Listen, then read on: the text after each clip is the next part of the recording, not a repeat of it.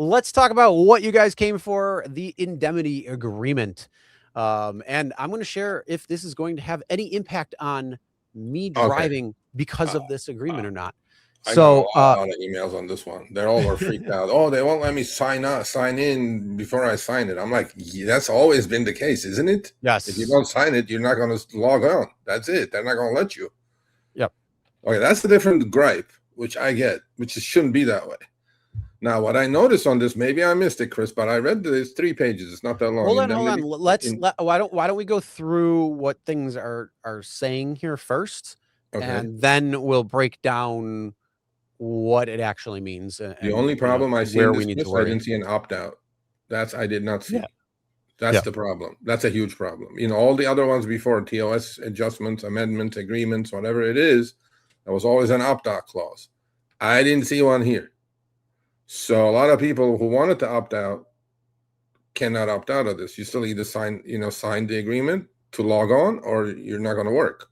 So that's the only downside that I saw. But I think for me, it's not like a nothing burger, to be honest with you. All right. Well, let's talk about. So you got an email. It says what this means. The biggest takeaway is you remain financially responsible for problems caused by your own actions while driving or delivering.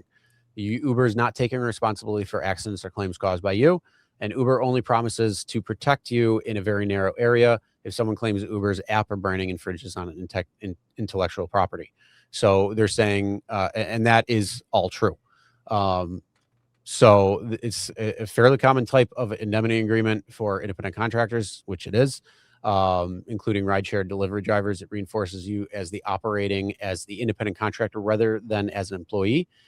Make sure you maintain appropriate auto insurance, including any required rideshare coverage in your state, which means the gap insurance, a rideshare rider, whatever it might be, whatever they might label it as. You should have that. So if you are driving on Uber and Lyft and you don't tell your insurance, they are going to say you are using your vehicle for hire. You are using your vehicle to make money. We didn't know about that. You are not covered if you get into an accident. And this is where you can open up for lawsuits and coming out of your pocket to fix your car, to do all of that stuff. That really hasn't changed in that aspect. If you have that rideshare rider, that is supposed to help. So if you are driving with Uber and Lyft, and something happens where the insurance doesn't kick in, at that point it falls back onto your insurance, and then that way it's still covered through insurance. Same thing with if there's any lawsuits or anything like that. If you have an umbrella policy or whatnot, that's where it would go through all of that. So it hasn't really changed too much there. The only difference is Uber is saying, hey, we're not going, you do something stupid, we're not going to be held liable for this. We're going to say you sign this indemnity agreement.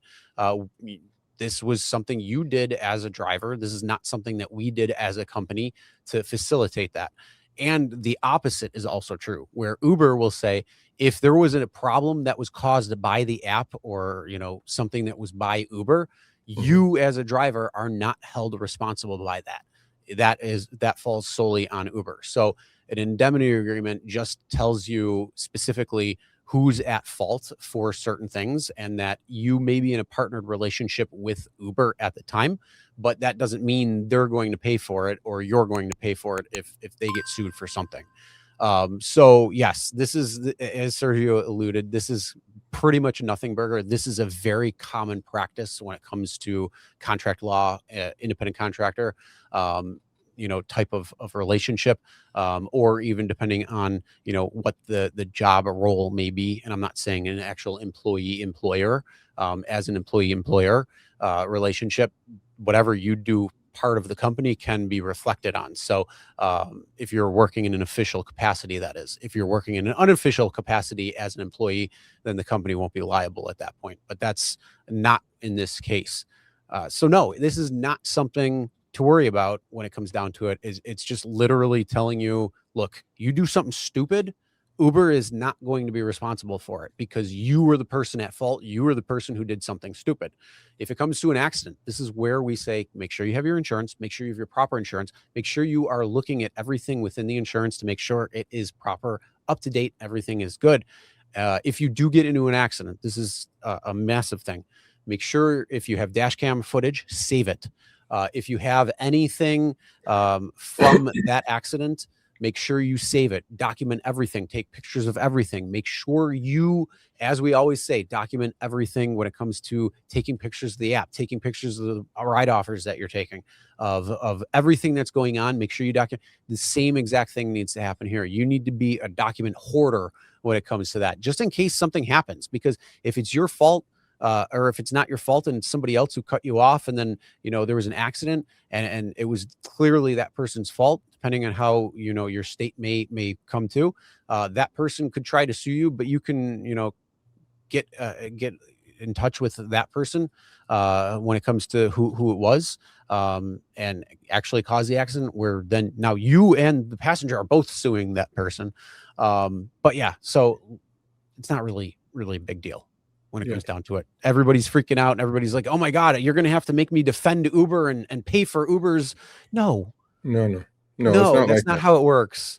Like, you can't, they can't make you defend Uber. They can't make you pay for their legal claims. They can't make you do those things. You are an independent contractor. If they are getting sued for whatever reason that is on Uber, they are financially responsible for those things. That is just a bald-faced lie. That is just to get clicks and stuff like that. The reality is, it really hasn't changed the relationship that you've had with Uber. It just clearly states now at that point, kind of who's at fault and what happens in that case. So, yeah. Well, okay. So this is a fair question. I like how you guys say this indemnity is a nothing burger. It is my only sticking point on this, is that there is no opt-out. What about, and then I don't think there could be an opt-out on this. So what about the part where you have to cover Uber's expensive lawyers if you get sued? If Uber gets sued? No, that's not what it's saying here. No, they're saying, what they do say is, if somebody goes to Uber and tries to sue them, that they will say, look, you may be at the point of having to pay certain things, or they may try to get something out of you when it comes to it. But if you're doing something stupid, you're the person who's responsible, plain and simple. So don't do something stupid. One thing I always say is work smarter, not harder. If you aren't using the Solo app, then you may be working harder.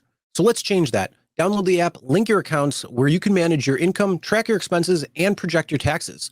Not only that, but you can plan by optimizing your time, make more, and even guarantee your daily pay with guaranteed earnings. Download Solo and begin to work smarter, not harder today. Link is in the description. All right, let's get back to it. Okay, so put the second screenshot up that I sent you. Okay, so the one in bold, which I cannot see, Chris, like caps, right? That's the most important part of this agreement. Okay, and if you want to read that part, and then we can bring this issue back and discuss this one more time, maybe next week if we're going to run out of this week. But just this part right here, the part that, so limitation of liability. To the maximum extent permitted by applicable law, except for liability arising from a party's breach of its own confidential obligations in the PAA, its indemnity obligations hereunder, or a party's gross negligence or willful misconduct. Neither party, including such parties' affiliates, subsidiaries, parents, successors, and assigns, and each of their respective officers, directors, employees, agents, or shareholders, shall be liable to the other under or related to this indemnity agreement or the agreement for any of the following, whether based on contract, tort, or any other legal theory. Even in such party has been advised of the possibility of such damages, any incidental, punitive, special, exemplary, consequential, or other indirect damages of any other kind, or any type or kind, or the other party, or any third party's property damage, loss, or inaccuracy of data, or loss of business, revenue, profits, use, or other economic advantage. Okay, so this is a good point as well. We're not lawyers. We're not legal people. This is only 3 pages. We have good friends at a couple of outfits. I'll send it to them, and they'll either come back with a response email and breaking all this down. I did ask ChatGPT, and if we go back to the first screenshot, Chris, what this means. I put it in ChatGPT and say, tell me what this is. What does this mean for you as an Uber driver? The biggest takeaway is this. You remain financially responsible for problems caused by your own actions while driving or delivering. Well, you always have been. Uber is not taking responsibility for accidents or claims caused by you. This, I'm not sure. I don't think ChatGPT got that correctly, but that's what it said. So if you do believe AI, there's AI. But I think we should do the work and have this read by a human lawyer as opposed to AI. Uber only promises to protect you in very narrow area if someone claims Uber's app or branding infringes on intellectual property, which is completely different than having an accident. This is a fairly common type of indemnity agreement for independent contractors, including rideshare and delivery drivers. It reinforces that you're operating as an independent contractor rather than as an employee. Practical advice: make sure you maintain appropriate auto insurance, including and required rideshare coverage in your state. Because if an accident leads to claims involving Uber, this agreement makes it clear that you may ultimately be responsible for many of these costs if they arise from your conduct. So, point taken. We'll have one of our friends at one of these legal workshops read this. In fact, the best person would be Legal Rideshare from Chicago, right? We'll have him read it, and that there's this new indemnity agreement, and what does this mean for drivers? Maybe we'll have him on as a guest. Yeah, let's be real. Most of the terms of service in there are much worse and much more predatory than an indemnity agreement. Okay, well, we're going to find out. We'll find out. I'll send it to them. I said, please read this and make sense out of it, or come on the show and explain it, and then we'll have him on hopefully next week or a week after. All right, thanks for watching. That short little clip was from our live stream, Show Me the Money Club with Sergio and myself, Tuesdays, 6 p.m. Eastern, 3 p.m. Pacific. Make sure you subscribe, turn on all notifications so you'll be notified when we go live, as well as all of our awesome content. Make sure to check out this video right here, which will take you to the entire live stream, or check out this video right there. All right, drive smart, everyone.